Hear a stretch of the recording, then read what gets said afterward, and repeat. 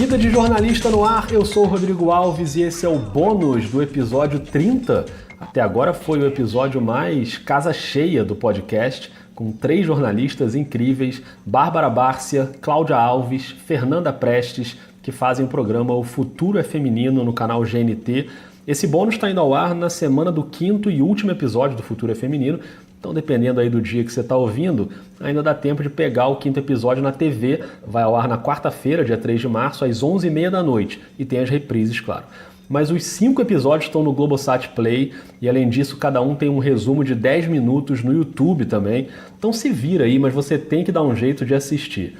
A Bárbara, a Cláudia e a Fernanda viajaram para a Islândia e para o Paquistão para ver de perto como as mulheres vivem nesses 2 países que estão aí nos extremos do ranking de igualdade de gênero. E o 5º episódio é sobre o Brasil. Falando em episódio, no episódio original aqui do Vida de Jornalista, as 3 falaram bastante sobre o programa, contaram vários bastidores das viagens. E como o programa fala muito de feminismo, a gente deixou para esse episódio bônus os exemplos práticos que mostram por que é tão importante falar de feminismo, igualdade de gênero, condições das mulheres. Então agora cada uma vai dar um depoimento pessoal com experiências reais que elas passaram, e esses depoimentos vão desde a Cláudia falando de relacionamento abusivo, a Fernanda lembrando o assédio pesado numa festa, por exemplo, e a gente começa com a Bárbara contando um caso de quando ela tinha 6 anos de idade. Para vocês verem como é que é importante encarar esse assunto, inclusive nas escolas. Diga lá, Bárbara. Eu passei por uma situação com 6 anos e claramente não foi com 6 anos que eu reconheci essa situação. Claro. Pelo contrário, foi agora. A gente foi na escola, na Islândia, fazer uma pauta sobre educação de base e questões de gênero na educação de base. E sabe quando dá um clique, que você lembra uma coisa que aconteceu com você? Eu lembrei que quando eu tinha 6 anos, eu sei disso porque foi no ano de Copa do Mundo, o coleginho, né, deixou as crianças irem com roupa do Brasil. E aí eu fui com uma blusa do Brasil e um shortinho azul. E nessa época, a professora falou que eu tinha ido de shortinho curtinho para provocar os meninos. Sendo que eu, né, lembrei dessa história agora e falei, meu Deus, eu tinha 6 anos de idade. Ou seja, com 6 anos, e olha que uma mulher, né, assim, tava objetificando o corpo dessa criança. Então eu já tava, o quê? Sendo castrada no sentido de usar um short por conta de homem, né, de crianças. É. E aí eu perguntei pra minha mãe pra confirmar, né, eu falei, você lembra? Ela falou, lembro. E eu fiquei chocada, porque eu lembrei disso agora, porque aí entra muito no lugar da gente, às vezes, não reconhece na hora que tá sofrendo um relacionamento abusivo ou que passou por uma situação de assédio. Isso acontece muito com mulher em trabalho, em empresa, quando é assediada e não reconhece na hora, que depois a gente falando, né, levantando o assunto, o debate, você reconhece aqueles momentos e você fala, caramba, eu já vivi isso. Então eu duvido, né, assim, eu diria que se a gente inicia essa conversa com diferentes mulheres, acho que todas terão uma história de assédio ou de uma violência até psicológica, né, que só reconheceu depois, não reconheceu no momento. Então acho que por isso a importância de falarmos, sim, do feminismo, do direito das mulheres, para a gente se conscientizar cada vez mais e estar mais preparada para quando essa situação acontecer, porque eu acho que, né, a gente está construindo ainda um caminho para chegar numa igualdade de gênero possível, mas a gente ainda vai viver muitas situações ruins para mulheres. Então, quando a gente abre o diálogo, você está mais preparado, eu acho que para... Não sei, nem sei o que falar. A gente não deveria, né, nem falar isso, mas acho que você começa a se proteger, de certa forma. Não deveria não falar, amiga, porque a gente, de novo, foi o que a Fernanda falou. Aí, o machismo ele é uma coisa tóxica e estamos numa sociedade tóxica por conta do machismo. Então, a gente que está tentando reconstruir, resignificar esses códigos, a gente também tem que estar preparada para combater mesmo. Porque... Uma luta mesmo, né? É uma luta. Fernanda, você lembra de alguma história? Eu tô tentando lembrar de uma, por exemplo, muito na escola eu vi... Eu nunca fui, pelo menos não que eu me lembre, diretamente assediada por professor, mas eu lembro muito de amigas minhas virem comentar que estavam sendo assediadas, pegavam sem querer, tipo, às vezes o elevador ou uma escada com o professor e o professor prensava na parede, sabe? Tipo, umas coisas nesse sentido. E isso me faz pensar como realmente a nossa cabeça, uma mudança de geração realmente, de uma mentalidade, que na época a gente não reconhecia como um assédio, e da importância de você, dentro de todos os lugares, seja escola, trabalho, na sua família, você abrir um lugar de acolhimento, realmente. Porque, por exemplo, se todo ano letivo, no início do ano letivo, viesse uma pessoa responsável da escola dentro das salas de aula para falar assim, então, esse tipo de situação não é permitida ou então não é legal de acontecer dentro do ambiente escolar ou em qualquer ambiente, se acontecer, me procure, a gente vai resolver, a gente teria uma outra mentalidade em relação a isso. Se dentro de um ambiente de trabalho, um RH ou enfim, a área responsável pelos funcionários chegasse e falasse, olha, esse tipo de atitude ela não é tolerada dentro da empresa, se isso acontecer, procure, as mulheres não iam sofrer caladas. Eu já vi casos de meninas pedirem demissão porque não estavam aguentando o assédio do chefe e não tinham acolhida. Elas pensavam, o que eu posso fazer?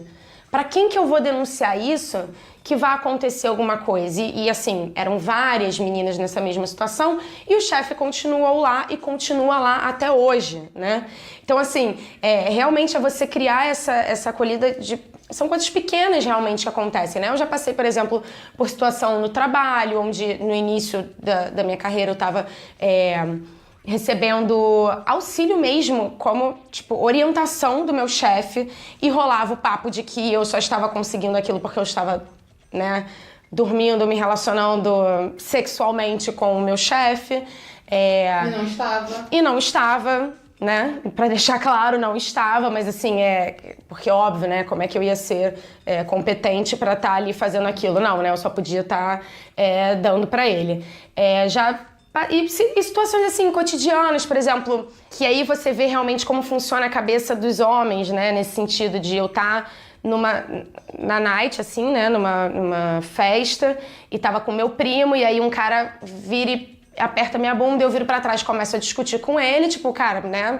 Por que você apertou minha bunda? Que absurdo, não sei o que, não, começa a discutir. Meu primo vê a situação, vira pra mim e fala, cara, não adianta, tipo, né, tava todo mundo na festa, já tinha bebido. Ele falou, cara, não adianta você entrar nessa discussão, não vai levar a nada. E aí o cara vê que eu estava acompanhada, que na verdade era o meu primo, ele não sabia da nossa relação ali, e pediu desculpas pra ele. Respeito o homem. Ela tá com você, pô, perdão. Pediu desculpas pra ele e não pra mim.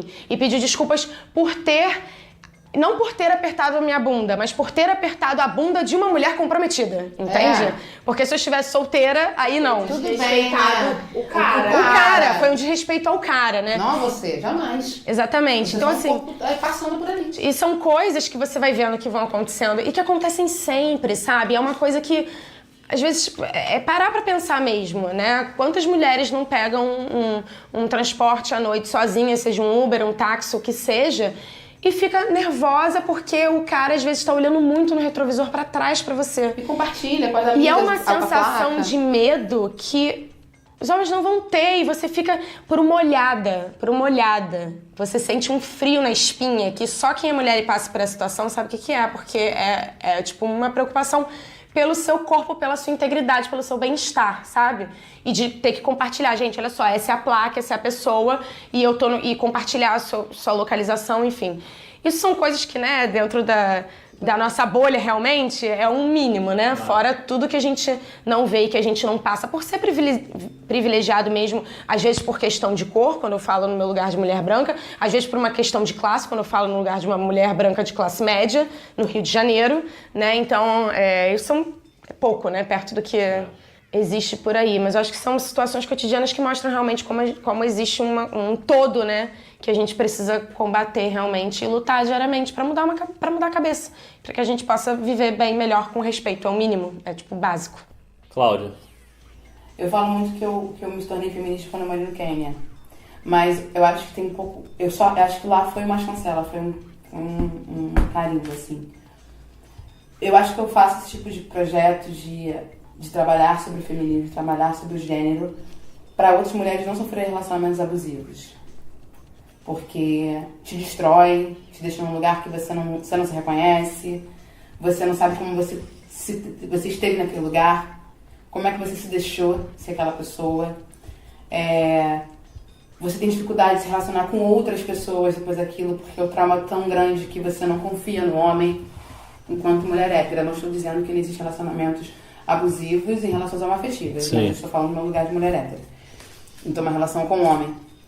e que tudo passa por um lugar, eu tô brincando, não foi bem assim, você que é maluca. Sobretudo quando a gente escutou a Gabi Mansur, e a gente viu o quanto ela sofreu escutando as oitivas das mulheres que sofreram abuso pelo João de Deus, ou quando você vê uma outra mulher te manda mensagem e fala, cara, que importante pra mim, ou como é que eu faço pra sair dessa situação. Isso eu acho que esse fato pessoal me encorajou foi minha forma de desopilar mesmo. Foi uma catarse, assim, contínuas catarses, né? Porque o relacionamento abusivo te deslegitima de você ser capaz na sua profissão. Então, quando você faz Mulheres e Política, você vê que as mulheres são capazes de trabalhar com política, falar de economia. Quando você está falando sobre a estética, eu acho que o filme Cabelo Bom ele traz muito isso, de como a mulher ela se empodera através da vaidade, da estética como uma ferramenta política mesmo. O Cultura Feminino também traz muito isso, várias vertentes de como a mulher ela pode sim se empoderar e que a gente não vai ser interrompida, como já dizia a Marielle, porque um homem, ele acha que ele tem o direito de interromper, sabe? E ele interrompe porque ele é tóxico, e ele quer ser tóxico, essa é a questão. E eu acho que o relacionamento, ter passado por um relacionamento abusivo, que você só reconhece, que muita gente não sabe que está, só reconhece depois, ou quando alguém de fora te fala, gata, você está num relacionamento abusivo, você fala, é verdade, então isso é abusivo. E aí você começa a ressignificar as coisas, assim. Então eu acho que pode parecer até um pouco altruísta e clichê, mas acho que é a minha forma de lutar pelo feminismo. Eu luto para que outras mulheres novas, não precisam ter filho, não precisam ser pobres, de classe média, estão aqui, passando por situações diariamente com namorados que não compreendem, só te objetificam. Acho que é isso. Obrigado, Cláudio. Nada. Obrigado, Bárbara. Obrigada a você. Esse foi o episódio bônus com a Fernanda Prestes, a Cláudia Alves e a Bárbara Bárcia. Eu queria mais uma vez agradecer demais a essas três, dar os parabéns pelo programa, que é incrível. Assistam o Futuro é Feminino, todos os episódios no Globosat Play, e a gente fica na torcida pela segunda temporada no GNT, hein?